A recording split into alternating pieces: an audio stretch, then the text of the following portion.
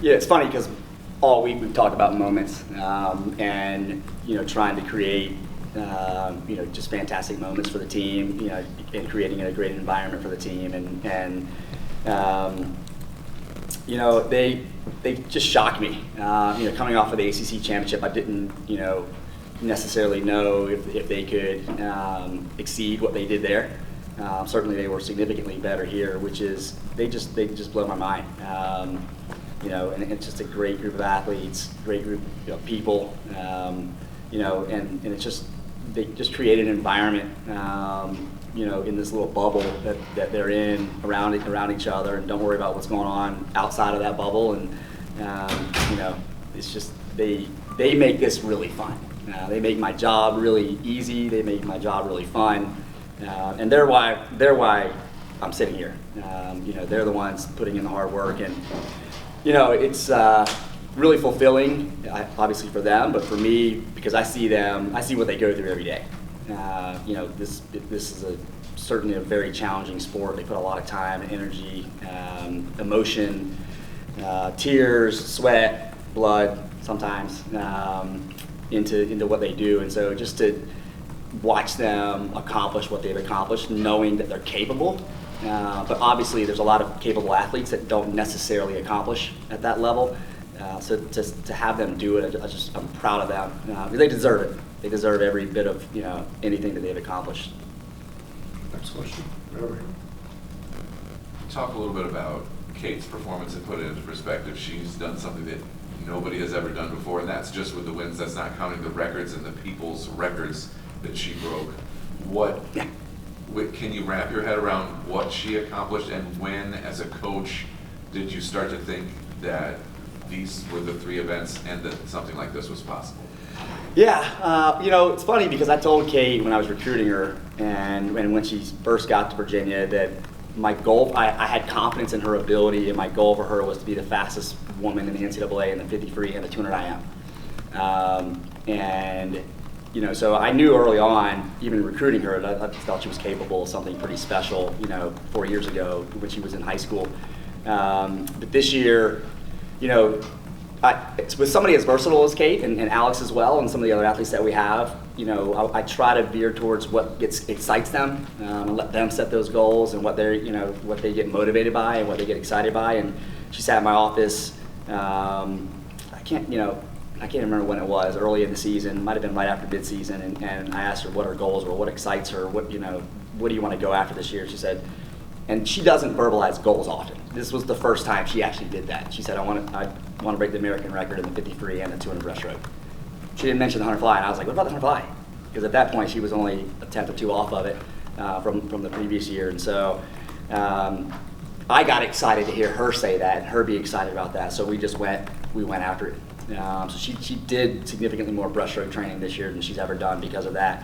I was a little bit concerned because knowing that breaststroke work, it's just so different, right? Breaststroke is so different than butterfly, it's so different than sprint freestyle. So, you wonder if, is training for all this breaststroke going to take away from her freestyle, it's going to take away from her butterfly, but you just, knowing how hard she works and what she puts into it, that she was capable. I knew she was capable of doing that in the breaststroke. I knew she was capable of doing that in the 50. I didn't know if she could do it all at once in one meet on the same weekend, which it's wild. And certainly, to do it here, to do it against the competition that she was doing it against. Maggie is a fierce competitor. Tori Husk is unbelievable. And then to race, a lot of rivals in the 200 breaststroke and break Lily King's record. I mean, Lily's the best, arguably the best breaststroker, ever.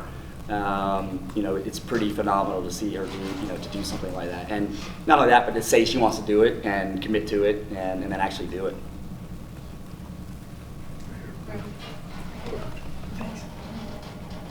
You look tired. Ah. So speaking of that bubble, right? It seems like the energy and the energy levels is a big part of your team culture. And I've on deck at practices, you bring that, and that kind of trickles down to the rest of the team and the staff throughout the NCAA meet, which is a pretty grueling 3.5 days. how do you personally keep up that energy, and then how does the staff and how do you see the athletes do that as well? Oh, I think that probably our staff and the team, all the athletes, I think we just feed off of each other. I mean, I imagine even after the first day, everybody's running on fumes right away. Just because, even after the first prelim session on Thursday morning, it was fantastic. I think one of the special things about our team and our performance this year as a whole, it wasn't just Kate and it wasn't just Alex and Gretchen. That first day we had, I think, 11 swims and 10 of them were lifetime bests. Just from top to bottom, even though not necessarily everybody scored that first day, but they were all going lifetime bests. And the very first swim, Maddie Donahoe in the 500 free drops 2 seconds, and they just caught fire and went. And I think that fueled it. That fueled it, and it just continued from there. Emma Wyant had a great 500 prelim swim, and then the IMers did really well, and then Kate and Gretchen and Lexi in the 50 freestyle, and it just built and built and built. And you try to come down from that a little bit and rest and relax, and then ramp back up. And I'm amazed that they are able to do what they did. And you talk about Kate breaking all those records. I'm like, she did it on her. How many swims did she have this weekend? A lot. To do that on her second to last swim, just have the energy and the motivation to be able to come back and do that is pretty impressive. And in the 400 free relay, that was probably our best relay of the weekend. Based on what we've done in the past in relays, the rest of the season. So that's why what they do and what they're capable of is just shocking to me to be able to do that. 3.5 days. It's hard. I mean, you see it, right? A lot of chatter about this morning's prelims. People come out on Saturdays, and there's an old, one of my old coaching friends would always say Friday night, champions come out to play on Saturday morning. It's all about the prelims on Saturday morning, and some teams come out swinging, and some teams come out flat, and it's hard. It's really, really hard, and every single session they just kept. I was like, yeah. I mean, they amaze me with how much energy they have, and I feed off of that. It becomes easy at that point. Next. Todd, on top of all the accomplishments that this team has had, and that not only in the college setting but also internationally, your team, your staff, all the fans in the stands and families, everyone seems to have the utmost trust and admiration for you. I got them all fooled. I'm just, I'm curious if you could speak to sort of your first principles and what you think about in terms of how you show up for all of them, that has really clearly put you among the top coaches in the world. Well, I think it's funny. I don't consider myself. I don't consider myself one of the top coaches in the world. It was very humbling this summer to be in Tokyo with, Greg Troy and Jack Bowerly and Bob Bowman. And, those guys, Terry McKeever, Greg and Dave Durden, they're the top coaches in the world. And I was just, I felt like Anthony and I were just kind of like the new kids on the block, and just like, I was like, this is awesome. But, from my perspective, I two things really. First, my first approach to kind of everything, it has been for quite a while, is just to work really hard and just be a good person. And I hope that our student athletes will do that as well. Just work really hard, be a good person, and then good things are going to happen. I learned a little bit later, that's kind of always what I've done, but a lot later, maybe in the last couple of years, was to listen and learn from the athletes. Because they might be young, they might be 17, 18, 19, 20 years old, but I've learned so much from them, and they know, and they're a lot more mature than anybody really would ever know. And so just trying to listen to them and hear their needs and what, again, like what excites them, what do they want, what are their needs, how can we help them? And then lastly, just get out of the way. There were times, Kate's 100 butterfly final, I didn't watch her take a stroke to warm up. I'm just like, I just go. Normally I'm right there, sometimes smartest coaching things I do, sometimes just get out of the way and just, you go do you. And I'm like, okay, I hope it's great. Because obviously last year was a huge breakthrough for this program, and now you come back this year. You guys won 11 of 18 swims, were second in 4 others. What can you put into perspective what this one means, and then where does all these women are coming back next year? Where do you go from here? Yeah, I heard you guys say that earlier, that we won 11 at 18. I didn't even know that. That's pretty shocking to me. Really because, last year, on some level it was a down year, right? Like COVID, it just kind of slowed things down a little bit. It wasn't quite as competitive, and we knew this year was going to be significantly more competitive. The meet certainly, I think, was a lot deeper. I think it took faster in a lot of events probably to win, faster to final. I don't know what those stats are. I'm sure I'll see those at some point, but I felt like the competition was significantly, more competitive. And so, as fun as last year was, winning our first one, coming into this year, after graduating Paige Madden, who won 3 events, and Caroline Gamelik, who was an A finalist, and Kyla Valls, who finaled as well. We felt like we had a team that was as good, if not better, but you've got to perform. You've got to actually go do it. And so, I think we were pushed to our limit, certainly this year, as far as, breaking records and winning events to break records. I mean, the 100 fly, to have 3 women go 49-1 or better in one race is pretty crazy, right? To have 220 points in a 50 there's a lot of races that were like that. The 200 backstroke, there was like, the whole heat was almost under 150. I don't know if things like that have ever happened, but we had to be as good as we were to be able to really, make it so that it wasn't a close meet. And I think that the way they performed made it, made that spread. To me, I think it was a really impressive performance by all the women on the team. They blew my mind. It was better than I ever would have thought they would have done this week. Congratulations. Thanks. There's been a lot of attention on this meet, drawn in by Leah Thomas. I'm not telling you anything you don't know. Really? Yeah, right? Yeah, really. From where you sit, you had swimmers beat her, you had swimmers lose to her. What are your thoughts on the situation? Yeah. I think from our perspective, I talked about this earlier, right? We kind of create a bubble around ourselves, and I tell them all the time, just put your blinders on. We don't necessarily, we had a goal. We came in on a mission to win a national title as a team, and we knew that, some people were going to swim great, some people are going to get beat, maybe we'll win some events.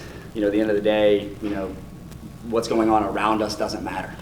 It's like any individual race. I told Kate, the 200 breaststroke, like Kate, because Kate, her I don't know if you guys know her history, but 200 breaststroke, all her really fast swims have been kind of like time trials by herself in our pool. And so she, oftentimes will just kind of get rushed when she's got people around her. And I'm like, put the blinders on and swim your race. That's the approach that we take, through the whole competition.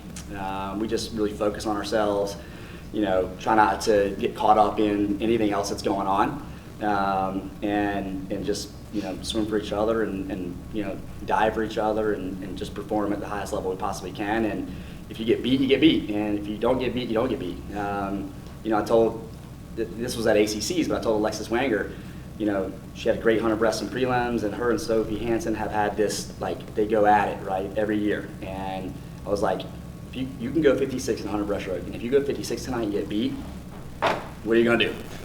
She went 56 and got beat, but you can't be mad about that, right? So at this point, everybody here is a competitor, and it doesn't matter who it is or what team they're from. Our goal is to try to beat them and win and score as many points as possible. Thank you. Just to follow up on that. Yep. Coach, you saw 2 trans athletes swim. Would you coach a trans athlete if one came to you and said, I want to swim on your team? Yeah, that's a tough question. I don't necessarily know that I have an opinion, about that. It's really interesting, in Emma's, in the 500 freestyle final, during the race, I knew she was battling a lot, most of the race she was battling with Brooke Forty for second and third. I think she was creeping up on Leah and battling with Leah. And, in the moment, I'm like, oftentimes I don't even know who's in the lead or who it is. I'm just focused on our swimmer and how they're doing and getting excited for them. I think that's a tough question to answer because it would have to happen. I would need that to happen for me to be like, to actually know how it would, unfold. So Todd, obviously, a big emotional weekend for your team. There's a quick turnaround because there's another meet of some significant importance in about a month, World Trials. So For like 2 days. I think there's like 5 weeks, but not a lot of time. So what is the approach of coming down from this enormous high and trying to reset with having so much on the line in such a short amount of time? And obviously some people are going to likely be at that level for the first time, like Gretchen. So what's that going to be like? Yeah,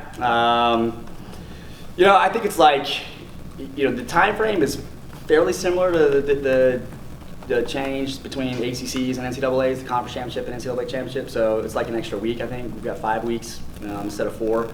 So it'll be a really similar process. Just try to take a couple of days to veg out and relax a little bit and reset.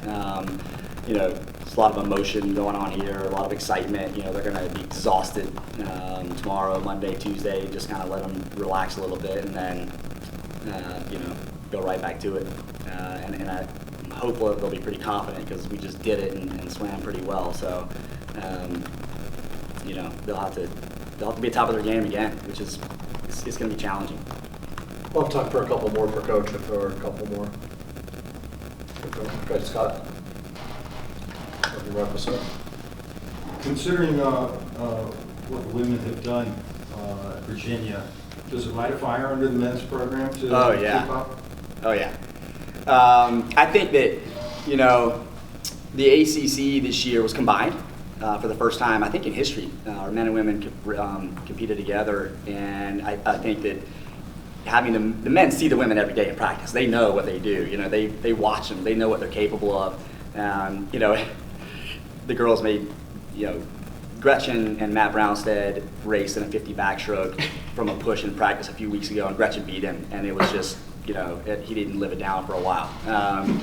But, again, at ACC's 200 free relay, for example, our women win it and set the NCAA record, American record, and then, 2 heats later, our guys do the same thing. I don't think they do that unless the women were there and the women had just done it. I think they talked about doing it, the guys, and they thought they could do it. And but I think that having that happen for the women and get them excited and see what they do and what they're capable of, I think they build confidence off of them as well. I think our men are really, I think they are really impressed by our women. I think they're really supportive of the women and excited for them, and I think the women motivate them. Okay. Coach, thank you. Congratulations. Congratulations, Yep. Coach.